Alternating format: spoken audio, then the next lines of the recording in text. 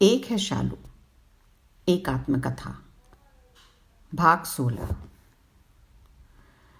शालू के विचार में ईतू शेर थी, लेकिन नए परिवेश और नए लोगों के बीच ईतू की दशा एक भौचक घिघी बंधे हुए मेमने सी ही रहती। बाल मंदिर शालू के लिए एक अच्छी रिहर्सल था। अब सभी शालू के स्कूल जाने के लिए मानसिक तौर पर तैयार हो गए थे। अगले वर्ष सरस्वती शिशु मंदिर में दाखिला कराया गया। ईतू और शालू दोनों पहली कक्षा में। बाजू वाली काकी का बेटा अमित भी ईतू के बराबर का था। उसका दाखिला भी वहीं हुआ। स्कूल थोड़ी दूर थी, बड़े तालाब के पास। तीनों का रिक्शे से जाना तय हुआ। शालू अब असली वाले स्कूल जाने लगी, वो भी रिक्शे में। यह बात सभी की कल्पना से परे थी। उसके टिफिन में रहते 3-4 पार्ले जी के बिस्कुट। सुबह का स्कूल था, दोपहर तक दोनों घर वापस आ जाते।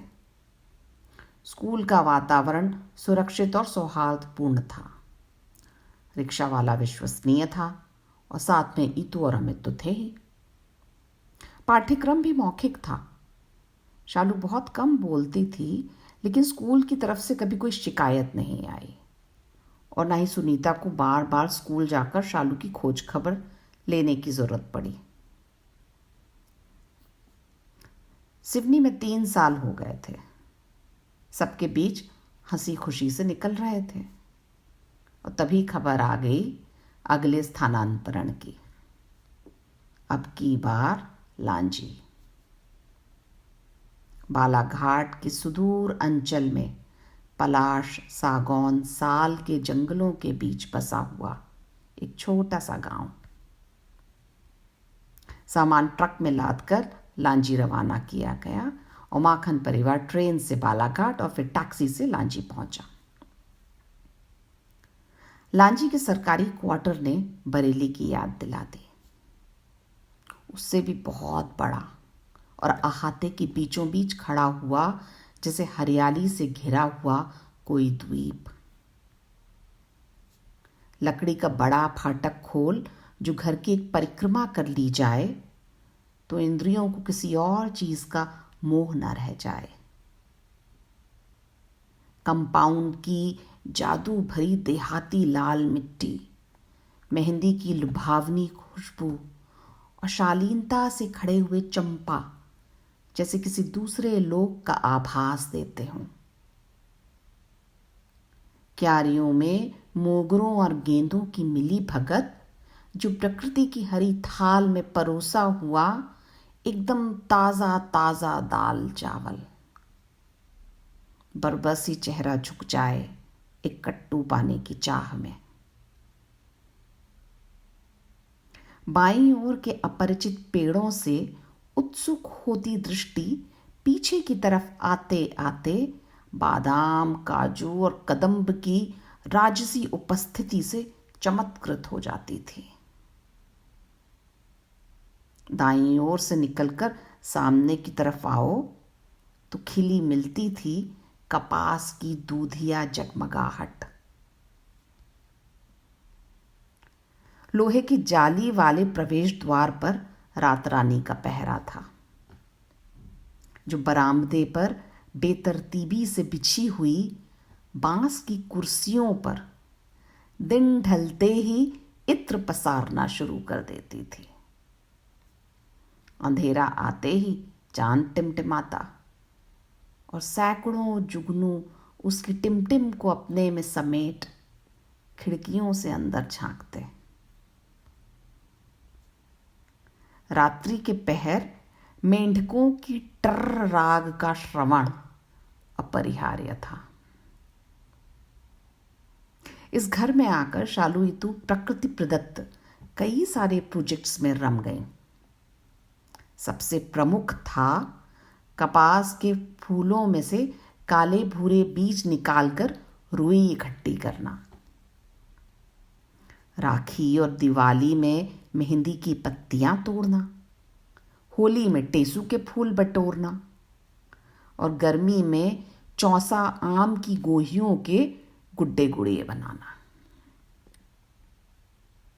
अब जब प्रकृति की इतनी छैया हो तो सांप बिच्छू भी होंगे ही होंगे। गांव की औरतें जब धान के रोपे लगाने जाती तो उन्हें बड़े बड़े मिलते। मन्नू लाल की पत्नी आकर सारे किस्से सुनाती। घर में कपड़ा बर्तन करती थी।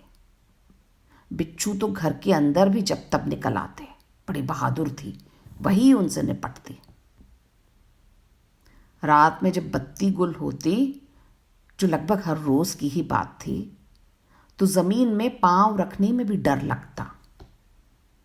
बत्ती जाती तो लालटेनें लजलाई जाती। पेट्रोमैक्स की गैस बत्ती लग्जरी आइटम था। बत्ती गुल तो गर्मी भी लगे।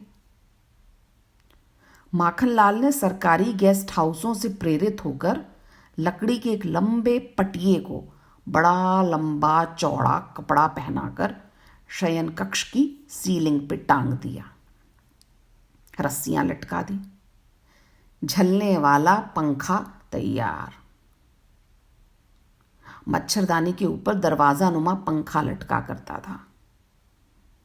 खूब अच्छी हवा देता, पर हां, एक जने को रस्सी खींचनी होती। पानी भरकर रखना होता था। थोड़ी बहुत समस्या थी पानी की। एक बैगा कांवर में बड़ी बड़ी बाल्टियां टांग घर घर पानी पहुंचाता था। अद्भुत बल था उसमें। घसियारनों को पता था घर में गाय है, तो रोज आ जाती थी घास के गट्ठर लिए। ऊपर ऊपर हरी हरी घास और अंदर निकली कचरा, जो गाय सूंघे भी ना। हाँ, कुछ हफ्तों में सुनीता घास लेना सीख गई। गट्ठर खुलवा के निरीक्षण कर लेती थी। या माखन का काम मुख्यतः जंगलों के सर्वे का था। क्वार्टर के ठीक सामने माखन का ऑफिस। रसोई से खुशबू सीधे ऑफिस और ऑफिस से माखन सीधे घर। ओवरसियर गुप्ता जी और चौरसिया जी ही पहली खुशबू लेकर जैन साहब को अवगत कराते कि आज का मेन्यू क्या है। और जब किसी विशेष गंध का आस्वादन करते तो रसास्वादन के लिए जैन साहब के संगी चले आते। मन्नू लाल और गोपाले सरकारी नौकर थे। दोनों के घर भी इसी गली में थे। ऑफिस के सामने था एक खंबा। 15 अगस्त और 26 जनवरी को इसी खंबे पर झंडा फहरता। माखन बड़े गर्व से इस काम को अंजाम देते। बाकी के दिनों में खंबा ईतू, शालू और गली के सारे बच्चों के गोल गोल रानी इत्ता इत्ता पानी करने के काम आता। स्कूल एक ही था, सरस्वती शिशु मंदिर। शालू ईतू का नाम दूसरी कक्षा में लिखाया गया।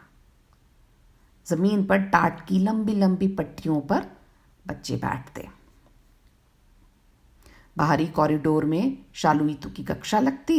शालू हमेशा ईतू के ठीक पीछे बैठती। बरसात के दिनों में कॉरिडोर में पानी आ जाता, फट्टियां गीली हो जाती और स्कूल की छुट्टी हो जाती। शेषु सरस्वती शिशु मंदिर के लिए भी छोटा था। घर के बाजू में बालवाड़ी लगती थी। सुनीता उसे 1-2 घंटे के लिए वहीं भेज देते। बालवाड़ी में सभी बच्चों को सरकार की तरफ से दलिया मिलता। शेषु घर में मना मना ना खाए, पर बालवाड़ी से दलिया जरूर खाकर आता। गोपाले शालू ईतू को साइकिल पर स्कूल ले जाता। ईतू आगे डंडे पर, शालू पीछे कैरियर पर। परीक्षा के लिए सुनीता जाती थी। प्राचार्य जी के कक्ष में बैठ सुनीता शालू से प्रश्न पूछती, उसे प्रश्न का संदर्भ समझाती। वे शालू धीरे धीरे उत्तर देना शुरू करती। शालू को पढ़ने की बहुत लगन थी। सभी विषयों में रुचि दिखाती थी। स्मरण शक्ति अच्छी थी, रट्टा भी लगा लेती थी।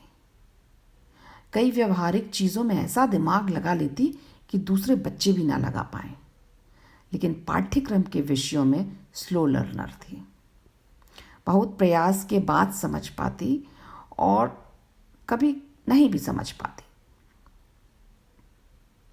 आचार्य जी, दीदी जी और विद्यालय के पूरे स्टाफ ने हमेशा बहुत साथ दिया।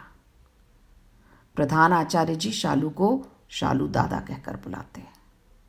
उन्होंने कभी उसे शालू नहीं कहा। और जब भी सुनीता माखन से मुलाकात होती तो बस यही कहते, दो बहनों का ऐसा प्यार नहीं देखा, दो जिस्म एक जान है। शालू साल भर रबर के बरसाती जूते ही पहनती। चमड़े के जूते उसे भारी और कड़क लगते, उन्हें पहनकर पैर नहीं उठा पाती थी। एक दिन स्कूल से लौटते समय शालू का पैर साइकिल के पीछे वाले चक्के में फंस गया। पैर की एड़ी ऐसी फंसी कि खून की नदी ही बह निकली। जूता निकाला तो पूरे जूते में लबालब खून ही खून। वैसे तो शालू गिरती ही रहती थी, घुटनों में पैरों में 4-5 टांके आना मामूली बात थी, लेकिन इस चोट से सबके दिल दहल गए। पर बाकी चोटों की तरह यह चोट भी भर गई।